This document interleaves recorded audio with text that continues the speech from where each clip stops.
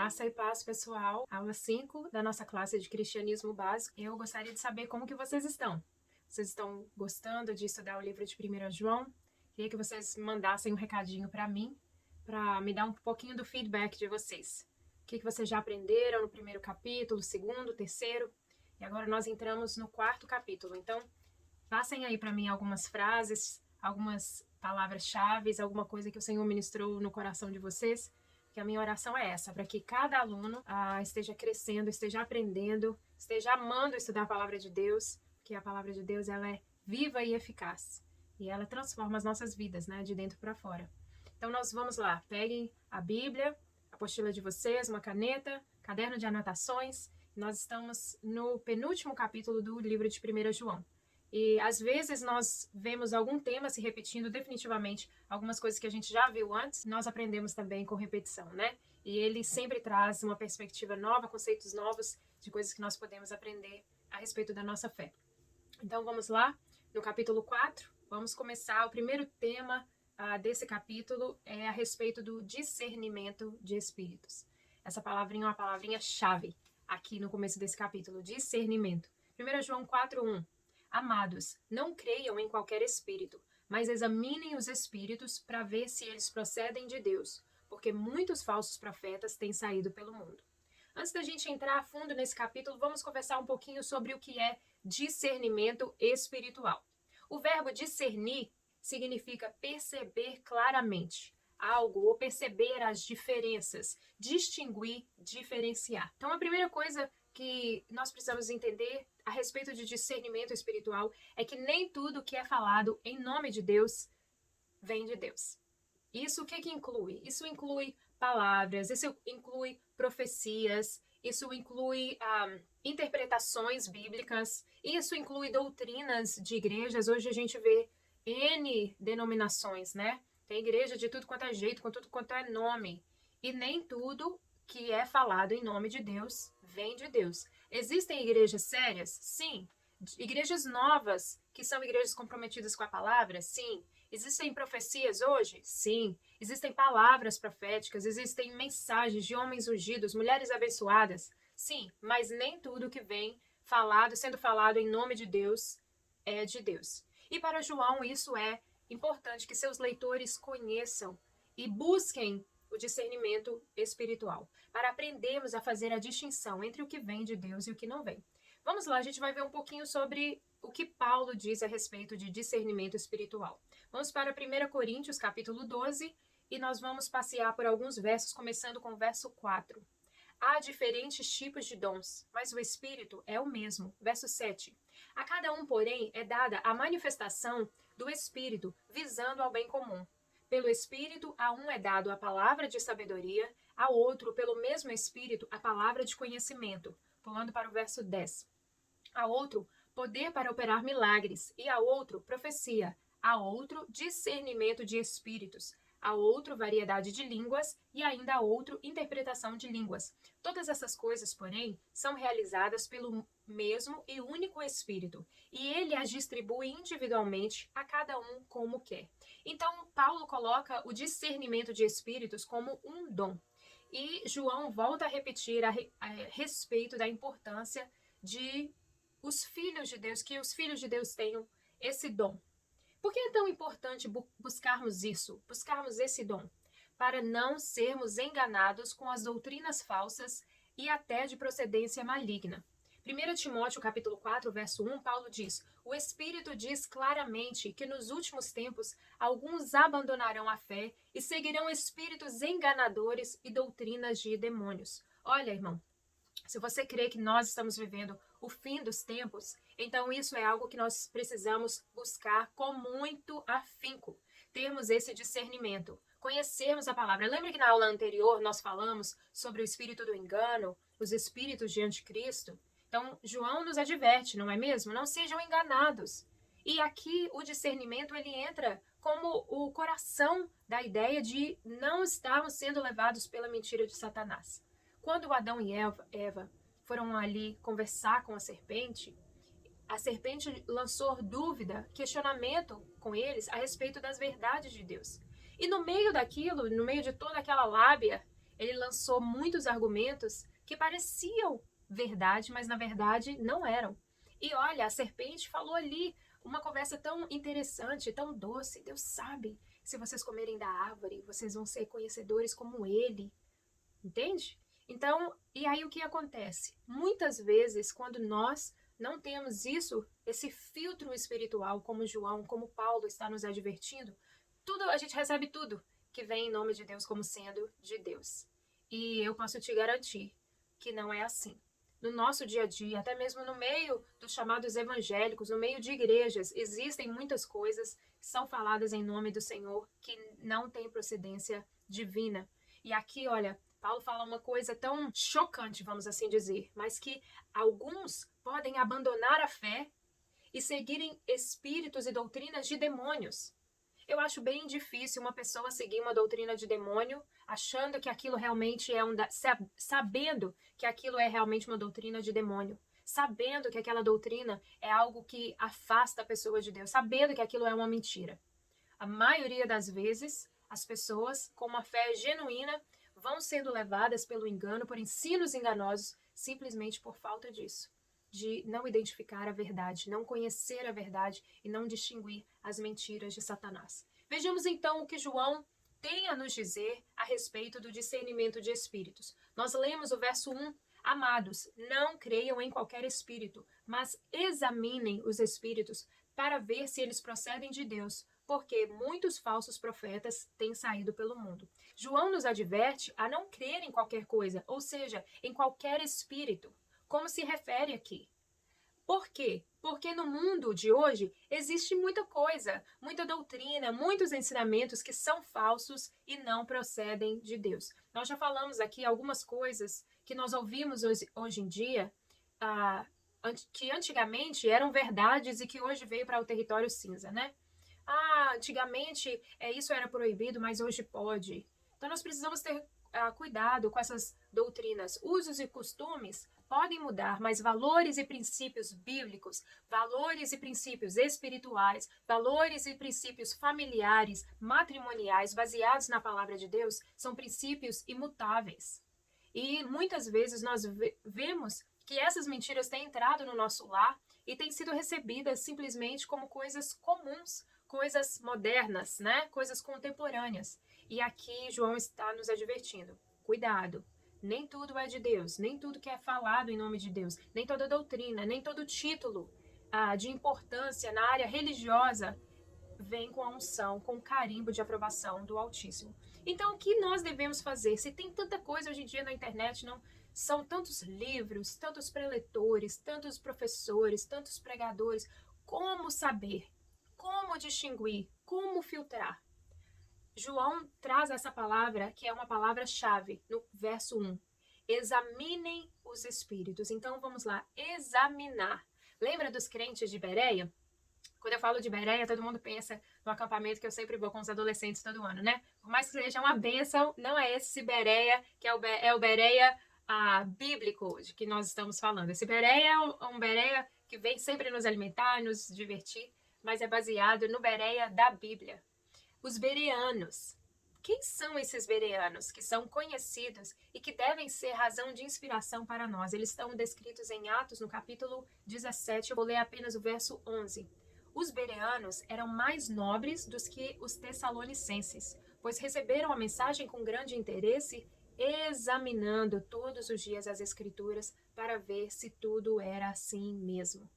Está aí o segredo: examinar, conferir, confirmar que aquilo que você está ouvindo está arraigado na palavra do Senhor. Ele ouve uma coisa e vai na palavra de Deus, porque nós sabemos que Deus nunca vai falar alguma coisa que não esteja de acordo com a sua palavra. Então, preste atenção nisso. Será que temos sido como os crentes de Bereia? Será que podemos ser chamados de nobres? Né? Hoje a gente vê aí, ainda existe alguns países que têm a realeza, que têm pessoas que são consideradas pessoas da nobreza, e é bacana isso, né? Imagina, além do nível cívico e político ser considerado nobreza, no nível espiritual, será que você e eu podemos ser chamados de servos nobres, cristãos maduros, crentes que recebem a palavra com grande interesse, mas não ficam apenas nisso. Eles examinam as escrituras todos os dias e conferem se aquilo que estamos ouvindo está de acordo com o que está escrito na palavra de Deus. Então vamos lá, vamos à frente. Verso 2 a verso 3. Vocês podem reconhecer o Espírito de Deus deste modo. Todo espírito que confessa que Jesus Cristo veio em carne procede de Deus. Mas todo espírito que não confessa Jesus não procede de Deus. Este é o espírito do anticristo, acerca do qual vocês já ouviram que está vindo e agora já está no mundo. Então, nós já falamos a respeito dos anticristos, da doutrina do anticristo, e João volta a mencionar isso aqui. Quem deseja conhecer mais sobre o dom do discernimento de espírito, precisa conhecer essa verdade. Todo espírito que confessa que Jesus Cristo veio em carne procede de Deus. Por quê? Porque isso é tão marcante no mundo espiritual? Porque para o diabo, para os demônios, para os principados, para as potestades, é inaceitável admitir ou aceitar que Deus se faria homem. Irmãos, vamos nos lembrar disso. Anjos e demônios são seres espirituais, não são limitados a uma natureza, a um corpo natural como nós temos. Anjos, muitos anjos e mesmo demônios, eles conhecem o que acontece nas regiões espirituais, nas regiões aonde Deus habita, de um nível que nós não temos acesso. Nós não conseguimos ver a Deus com os nossos olhos carnais, mas eles habitam nessa dimensão que a gente não conhece. E para os anjos caídos, para os demônios e para o diabo, é inaceitável que o próprio Deus se desfizesse da sua majestade, da sua glória, para se fazer como um mero mortal. Então aí começa. Demônios não aceitam e não confessam. Não confessam que Jesus, sendo filho de Deus, se fez em carne. Imaginar que Deus se desfaria de toda a sua glória, de toda a sua majestade, para se fazer como um de nós, como uma das suas criaturas, não apenas viver como mortal, mas morrer por seres pecadores. Os espíritos que habitam no mundo não confessam a verdade de João 3,16, que Deus amou ao mundo de tal maneira que ele deu o seu Filho unigênito para que todo aquele que nele crê não pereça, mas tenha a vida eterna. Já parou para pensar? Como João 3,16, ele é em si mesmo todo o segredo do Evangelho, está afirmado no amor de Deus, no amor doador, no fato de que Jesus veio ao mundo, se fez carne, ele veio resgatar o fato de nós podermos agora ser adotados na família de Deus. E o que nós precisamos fazer? Apenas crer no seu nome e aí nós herdamos a vida eterna. Um verso só, por isso que ele é tão importante, por isso que a gente memoriza, por isso que a gente recita, por isso que a gente compartilha. Pergunto para você, qual foi a última vez que você compartilhou esse verso, essa mensagem com alguém? Os seres espirituais, os inimigos, o espírito do anticristo não aceita isso. Para os espíritos, eles não confessam que Jesus veio em carne. Por isso que para o mundo, o evangelho é chamado de loucura. Em 1 Coríntios 1,18, Paulo diz isso, pois a mensagem da cruz é loucura para os que estão perecendo, mas para nós que estamos sendo salvos é o poder de Deus. Por que o poder de Deus? Porque nos resgata da morte eterna e nos traz a herança da vida eterna. Uma esperança, não somente nós vivemos aqui, desfrutamos a companhia do Senhor, que nos ajuda, que nos sustenta, mas Ele nos promete que a nossa vida não termina aqui. Muito pelo contrário, nós semeamos aqui e colheremos na eternidade. Isso para os espíritos, isso é inaceitável. Eles não conseguem admitir isso. Então veja, loucura para os que estão perecendo, poder de Deus para os que creem.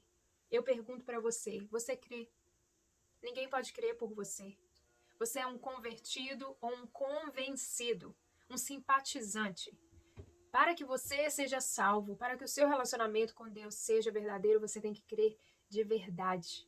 Com o coração a gente crê e com a boca a gente confessa. Você crê que o Filho de Deus veio ao mundo como um bebê?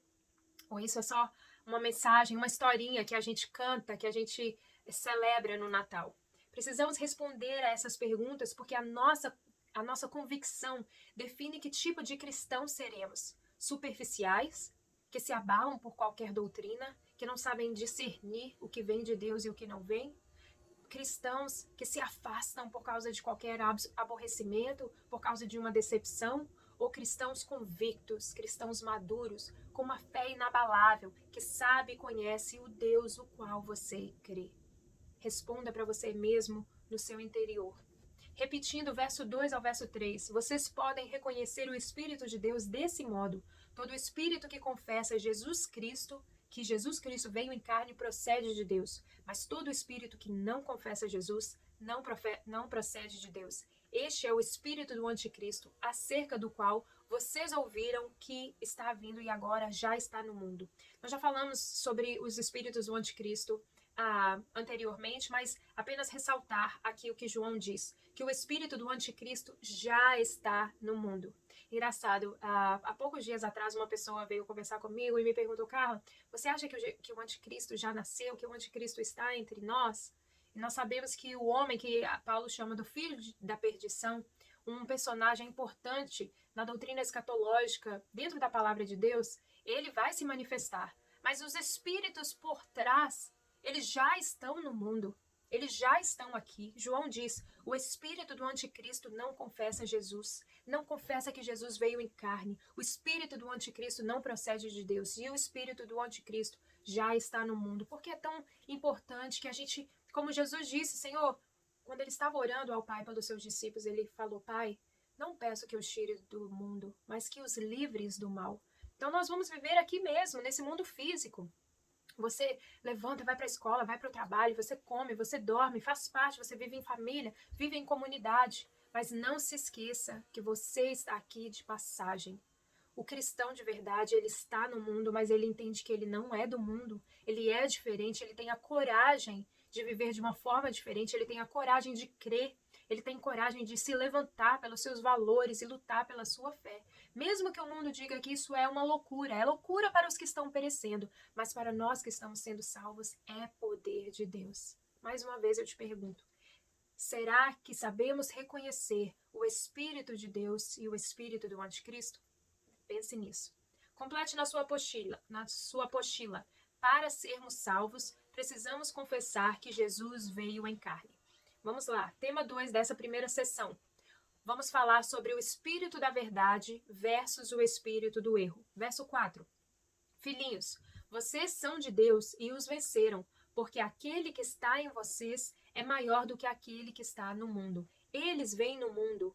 Por isso, o que falam procede do mundo e o mundo os ouve. Vamos lá, João nos apresenta muitos personagens nesses 2 versos aqui e a gente vai devagarzinho conhecer quem é ele, vocês, aquele, quem, ok? Nós vamos falar sobre um personagem de cada vez. Vamos começar no verso 4, quando ele diz sobre vocês. Quem são vocês? Para quem João está falando? Ele está falando aqui para os filhinhos, para os que não pertencem ao mundo, ao contrário, para os que são de Deus. Nós já vimos isso na lição anterior, para os filhos de Deus. E eu espero que você que está acompanhando com a gente se encontre nessa lista, na lista dos filhos de Deus. E o que João está dizendo para esse grupo? Está dizendo para nós, filhos de Deus, que já vencemos os espíritos enganadores, ou seja, que já conhecemos a verdade e que temos alguém do nosso lado que é mais poderoso do que aquele que está no mundo. Esse verso é um verso bem conhecido, né? Se tornou até canção: maior é o que está em nós do que aquele que está no mundo. E vamos aí com esses aqueles que João está dizendo. O primeiro aquele. A quem João está se referindo aqui? Aquele que está em vocês. Quem é esse aquele? Ele está falando do Espírito Santo, que foi prometido por Jesus aos seus discípulos quando ele estava caminhando para os seus últimos dias. Em João capítulo 14, verso 16, Jesus diz isso para os seus discípulos. Mas o conselheiro, o Espírito Santo, que o Pai enviará em meu nome, lhes ensinará todas as coisas e lhes fará lembrar tudo o que eu lhes disse. O Espírito Santo, ele habita em todo aquele que recebe Jesus em seu coração. Sabe, irmãos, quando Jesus estava caminhando, indo para Jerusalém, ele teve várias conversas com os seus discípulos, e quando ele disse quando eles entenderam que Jesus estava dizendo que o tempo deles juntos estava se findando, os discípulos ficaram muito tristes. E Jesus disse para eles: olha, não se turbe o seu coração, não fica triste, porque eu vou, mas eu não vou deixar vocês sozinhos. Eu vou e o Pai vai enviar para vocês o Espírito, o Conselheiro, ou em algumas versões, o Consolador. E quando eu e você aceitamos Jesus no nosso coração, quando nós falamos: Senhor, Eu reconheço que eu sou pecador, eu preciso de salvação, eu me arrependo dos meus pecados, seja o meu Salvador. Eu entendo que o Senhor verteu o seu sangue na cruz por mim para que os meus pecados fossem perdoados. Eu quero receber esse perdão, eu quero receber essa vida. E o nosso nome é escrito em um livro lá no céu chamado Livro da Vida, e o Espírito Santo de Deus, a pessoa da Trindade, vem e habita no nosso coração. Então, aquele que está em nós, nunca houve uma geração antes de Jesus que o Espírito de Deus habitasse no homem. O Espírito muitas vezes vinha sobre o profeta, trazia a palavra de Deus, homens de Deus, Elias, Eliseu, Moisés, e voltava. Mas não, depois que Jesus veio, o Espírito Santo habita agora nos filhos de Deus. Ele habita em nós. Paulo diz isso em 1 Coríntios 6,19. Acaso não sabem que o corpo de vocês é santuário do Espírito Santo que habita em vocês, que lhes foi dado por Deus e que vocês não são de si mesmos? Então eu e você somos santuário, somos templo do Espírito de Deus. Sabe, irmãos, Deus não habita em templo feito por homens. É muito bom a gente ir na igreja, a gente cultuar. Sei que agora, né, no tempo de pandemia, a gente vai, assim, os grupos menores, não podemos estar juntos. É bacana quando nós estamos, existe uma comunhão ali. Mas eu quero te dizer uma coisa: Deus não habita naquele endereço. Deus habita naquelas pessoas que se reúnem ali. Deus habita em mim, em você, se você já aceitou a Jesus.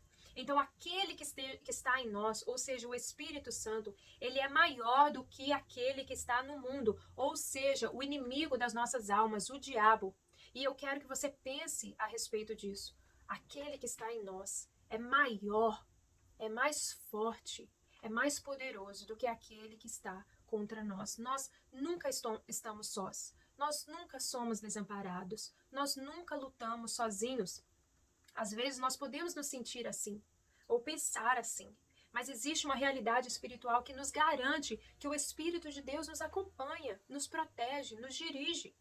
Raramente nós acordamos, né, e pensamos nesses aspectos espirituais que nos cercam. Nós não acordamos pensando assim: olha, será que hoje Deus mandou anjos? Eu vou trabalhar, eu vou fazer uma viagem. Será que Deus mandou anjos para me proteger? Raramente a gente acorda pensando nisso, mas existe essa realidade que a palavra de Deus diz, que os anjos do Senhor acampam ao redor daqueles que os temem e os livra. Ou você acorda pensando assim: o que será que o diabo está planejando para mim hoje? Será que eu vou ser tentado? Será que essa área que eu já tô meio fraco? Será que hoje é o dia que eu vou cair?